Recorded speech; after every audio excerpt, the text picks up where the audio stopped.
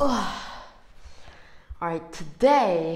this night, I'm gonna continue reading the book. Yesterday I left at the page 48 and we began with the sentence, "Everyone watched Montag. He did not move. The alarm sounded. The bell in the ceiling kicked itself 200 times. Suddenly, there were 4 empty chairs. The cards fell in a flurry of snow. The brass pole shivered. The men were gone. Montag slid down the pole like a man in a dream. The mechanical hand leapt in its kennel, its eyes all green flame. "Montag, you forgot your helmet." He seized it out of a wall behind him, leapt, and they were off. The night and hammering about their searing scream and their mighty metal's thunder.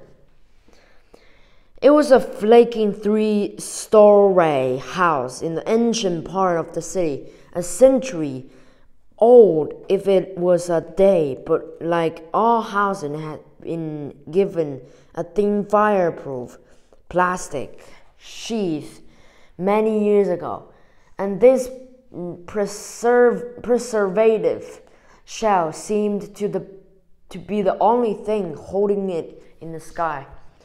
There we are, the engine slammed to a top. Beatty, Stoneman, and Black ran up to sidewalk.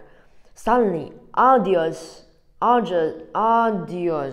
and Fad in the plump fireproof slickers.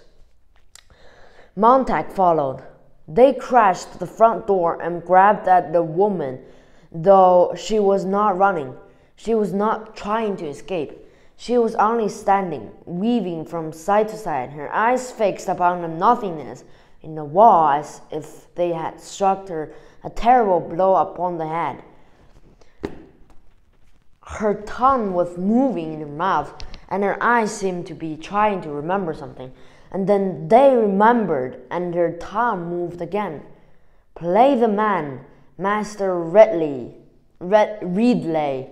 We shall this day light such a candle, by God's grace, in England, as I trust shall never be put out." "Enough of that," said Beatty. "Where are they?"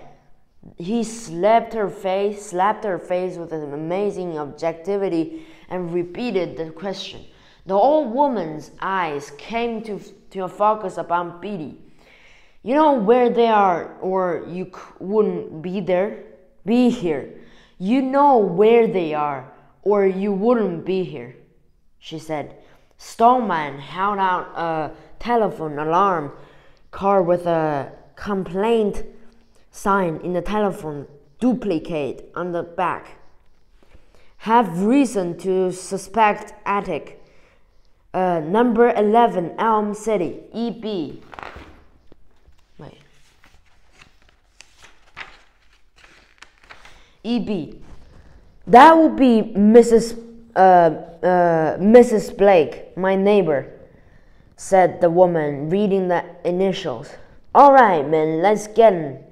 Next thing, they were up in musty blackness, swaying silver hatchets at doors that were, after all, unlocked, tumbling through like boys, all rollick and shout. "Hey, I found a book," sprang down upon Montag as he climbed shuddering up the sheer stairwell. How inconvenient! Always before I had been like snuffing a candle. The police went first, tapped the victim's mouth and bandaged him off into their glittered beetle cars. So when you arrived, you found an empty house. You weren't hurting anyone. You were hurting only things. And since things really couldn't be hurt, since things felt nothing and things doesn't scream or whimper, this woman might begin to scream and cry out. There was nothing to tease your conscience later. You were simply cleaning up. Janitorial work, essentially. Everything to its proper place. Quick with the kerosene, who's got a match. But now, tonight, someone has slipped. This woman was spoiling the ritual. The men were making too much noise, laughing, joking to cover a terrible accusing. A silence below. She made the empty rooms roar with the accusation and shake down the fine dust of guilt that was sucked in their nostrils as they plunged about. It was neither crooked nor correct. Montag felt an immense irritation. She couldn't be here. On top of everything, books bombarded his shoulders, his arms, his upturned face.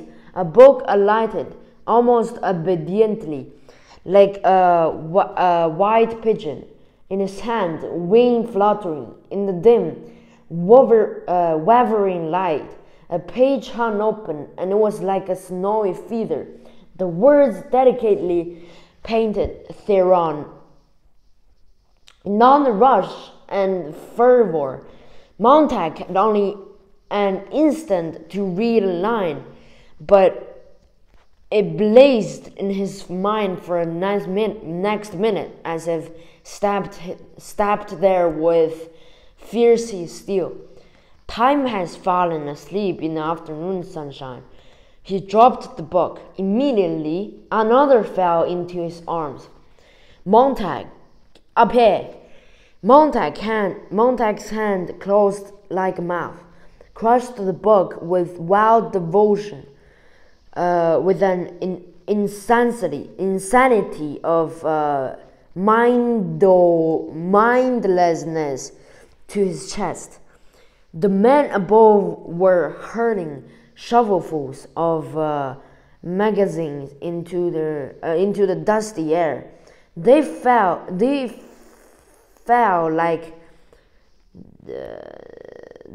like slaughtered birds, and the woman stood below, like a small girl among the bodies. Montag had done nothing. His hand had done it all. His hand, with a brain of its own, with a conscience and curiosity in each trembling finger, had turned thief. Now it plunked the book back under his arm, pressed it night sweating armpit, pushed out empty with a magician's flourish. Look here, innocent. Look, innocent. Look. He gazed, shaken, at that white hand. He held it way out as if he were far-sighted. He held it close as if he were blind. Montag, he jerked about. Don't stand there, idiot. The books lay like great mounds of fishes left to dry. The men danced and slipped and fell over them. Titles glittered their golden eyes, falling, gone. Kerosene. They pumped the cold fluid from the numbered 451 tanks strapped to their shoulders. They coated each book. They pumped room full of it.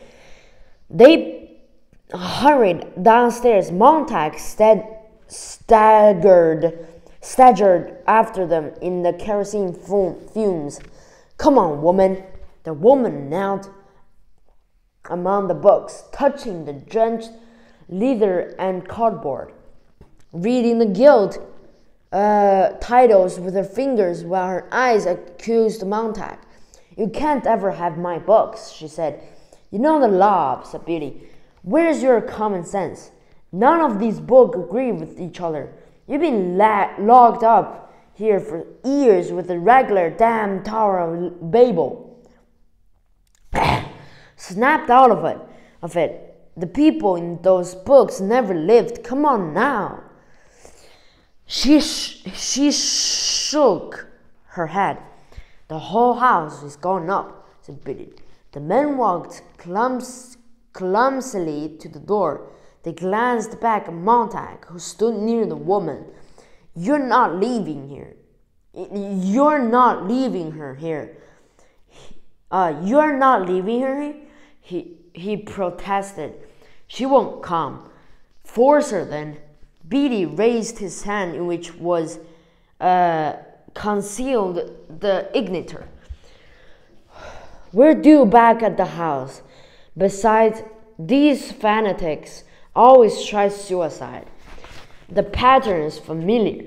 Montag placed his hand on the woman's elbow. You can come with me. No, she said. Thank you anyway. I'm counting to 10, said Beatty. 1, 2. Please, said Montag. Go on, said the woman. 3, 4. Here, Montag. Here. Montag pulled at the woman. The woman replied quietly, I want to stay here. 5, 6. You can stop counting, she said. She opened the fingers of one hand slightly, and in the palm of the hand was a single slender object. An ordinary kitchen match. The sight of it rushed the men out and down away from the house. Captain Beatty, keeping his dignity, backed slowly through the front door. His pink face burned and shiny from the 1,000 fires and nights. Excitement. God, thought Montag, how true. Always at night the alarm comes. Never by day. Is it because the fire was prettier by night? More spectacle. It's a better show. The pink face of Beatty now showed the faintest panic in the door. The woman's hand twitched on the single matchstick. The fumes of kerosene blew up about her. Montag felt the hidden book pound like a heart against his chest.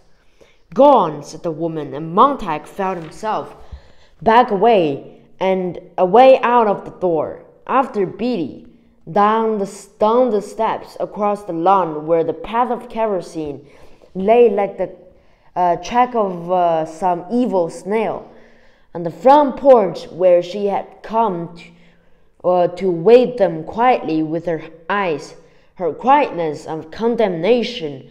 The woman stood motionless. Beatty flicked his fingers to spark the kerosene. He was too late. Montag gasped. The woman on the porch reached out the contempt of them all, and struck the kitchen match against the railing. People ran out of houses all down the street. Bro, I'm thirsty. I gotta drink something. Oh yeah.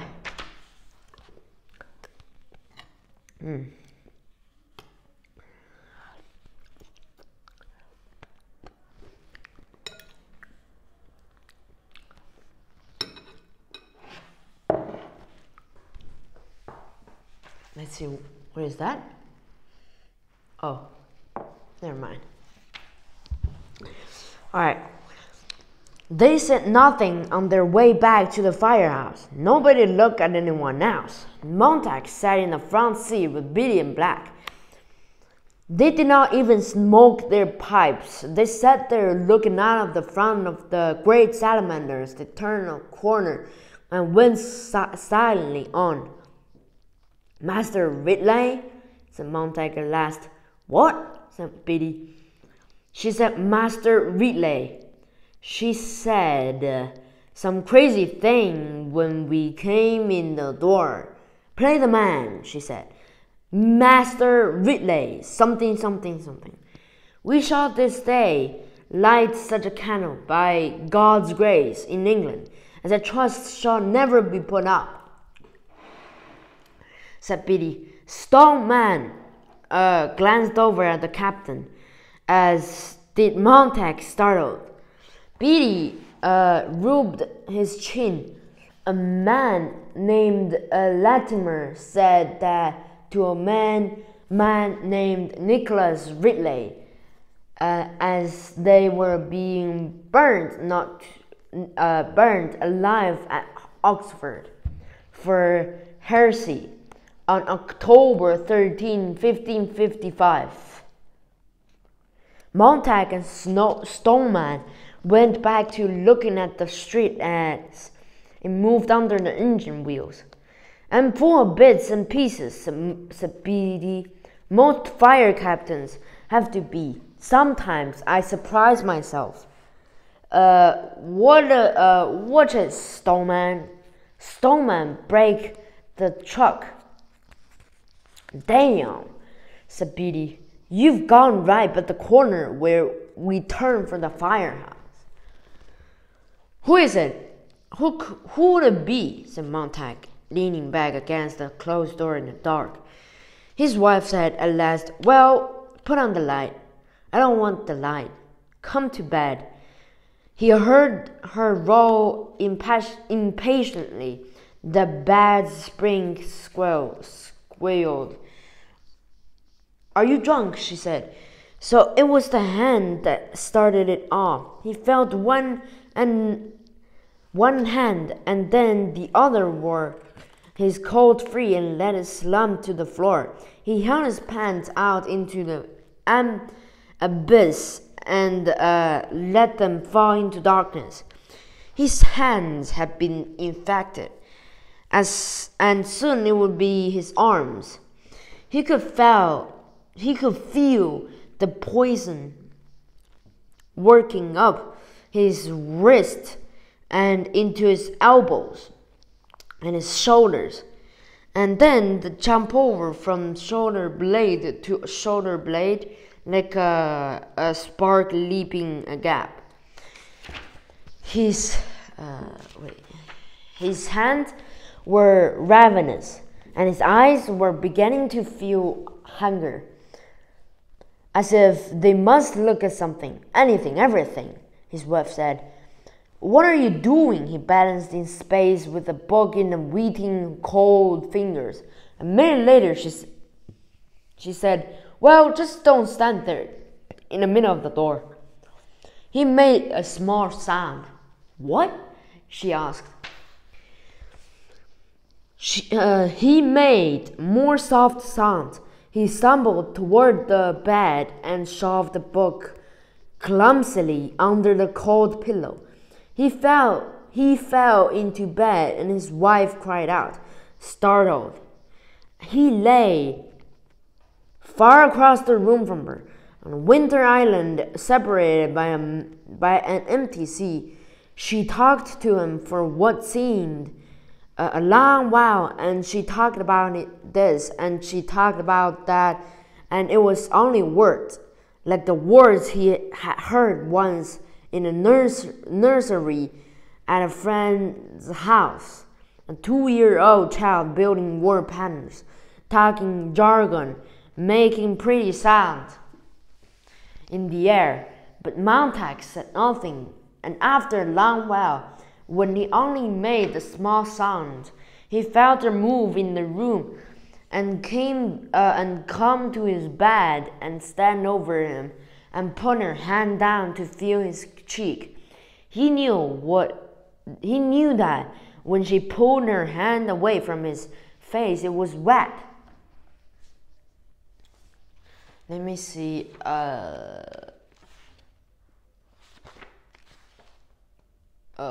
Well, I think today I'm just gonna read until here because it's super late and I'm a bit tired and also thirsty. And now I want to talk about like the match that I played in the morning which is the last match of all of our tournament. The match went good. It was super good, and we played good. We passed good.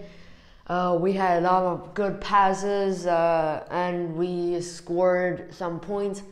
I also scored some points. Like I scored one shot, which is 2 points.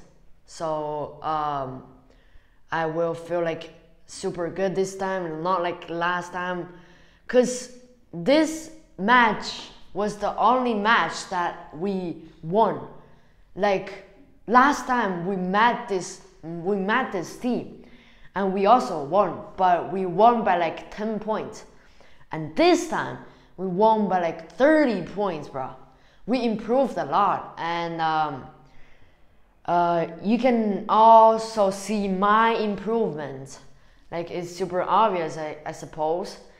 And from the beginning of the tournament, I can't like score any points. From to now, I can score some points, and score points for me and for our team. It was super good as a conclusion, yeah. Alright, this is for today, and if you like this video, comment and subscribe. If you like my reading, subscribe and like. Okay, goodbye. I'll see you in the next video. Peace.